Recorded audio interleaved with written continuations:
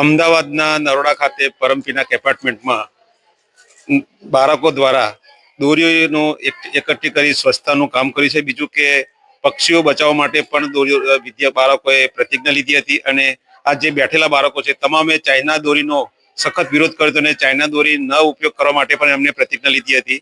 અને અમારા વિસ્તારમાં ડૉક્ટર સતીશભાઈ જે પ્રકૃતિ પ્રેમી છે, પર્યાવરણ પ્રેમી છે અને પ્રાણીઓનું 365 દિવસ રેસ્ક્યુ કરે છે અને એનું અભિયાન ચલાવે છે અને બધી પણ ફ્રીમાં સેવા આપે છે. તો આપણે એમનો અભિપ્રાય જાણીએ કે એમનું શું કહેવું છે.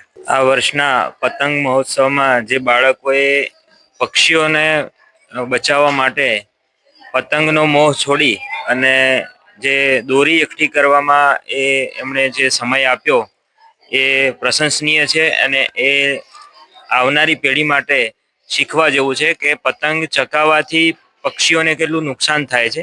એક શોખ માટે થઈ અને કેટલાય પક્ષીઓ મરતા હોય છે, એની પાંખો કપાઈ જતી હોય છે.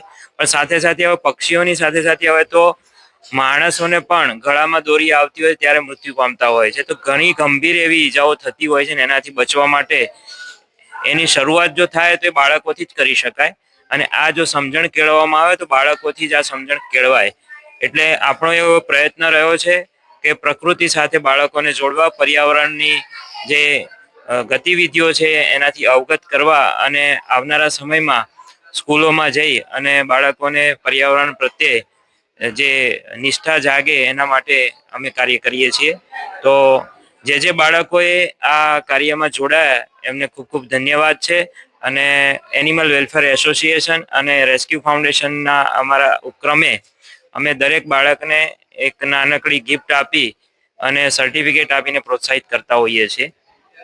સાહેબ, તમે કેટલા પ્રાણીઓ ઉત્તરાયણ વખતે તમે રેસ્ક્યુ કર્યા હતા? આ વખતે બહુ ઓછા પક્ષીઓના કોલ આવેલા છે. એમાં 20 થી 25 એક દિવસના અમને અમારા કેમ્પ ઉપર મળેલા અને બીજા દિવસે એમ કરીને 50 થી 60 પક્ષીઓનો કોલ અમે કરેલા છે. સાહેબ, એમાં કયા કયા પક્ષીઓનો સમાવેશ થાય છે?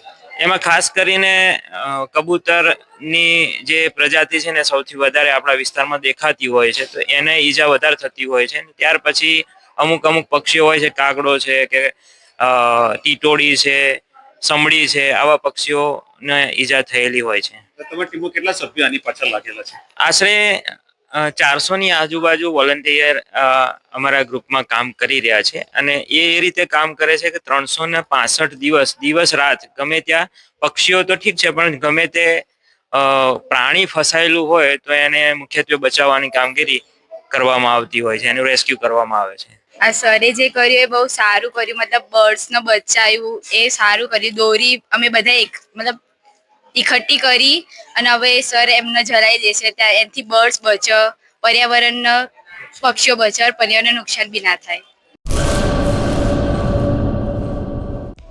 હેલો ભુજ, તો કેમ છો તમે?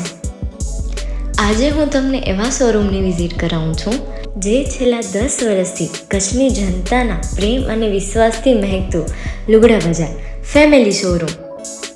આ શોરૂમમાં સ્ટાર્ટિંગ પ્રાઇસ 399થી છે, જેમાં kids wear, girls wear, boys wear અને જેન્ટ્સ વેર અને લેડીઝ વેરમાં પણ ન્યૂ વેરાયટીવાળું કલેક્શન પણ જોવા મળી રહેશે.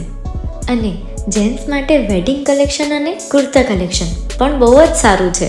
એનિમલ મૂવીનો પાર્ટ 2 આવે કે ના આવે, પણ એનાથી પહેલાં અમે લઈ આવ્યા છીએ લુગડા બજાર પાર્ટ 2, જેમાં તમને કિડ્સ વેરમાં વિન્ટર વેર સમર કલેક્શનનો ન્યૂ સ્ટોક આવી ગયો છે. લેડીઝ વેરમાં પણ ન્યૂ ડિઝાઇનમાં kurti, top and coat set best price थी स्टार्ट थाय छे. तो जेंट्स वेर में भी मिल जाएगा boss. Leather, jacket, brand pants and check shirts, formal shirts, track pants पर बेस्ट थी बेस्ट प्राइस साथे.